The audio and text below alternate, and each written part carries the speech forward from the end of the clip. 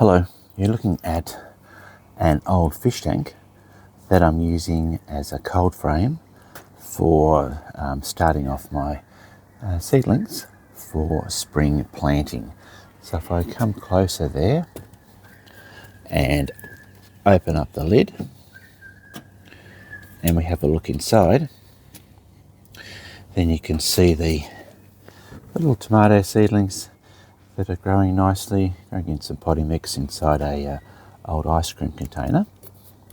And then what I do in this cold frame is I've got bottles of water, and I've also got some bottles of sugar-free cola that no one wanted to drink. And the idea of those that water and the cola is when the sun shines during the day, the sun warms up the water or the cola inside these bottles. There's 6 bottles in total, and then at night time, the warmth from these bottles just keeps the temperature inside the cold frame just that little bit warmer than the outside temperature.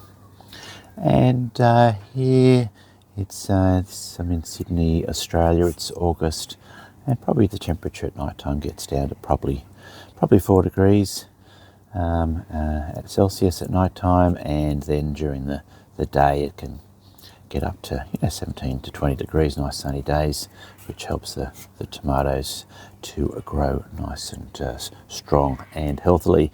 And probably this is the middle of August, so probably by the middle of September, the tomatoes will be up to this size and it'll be warm enough to plant them out.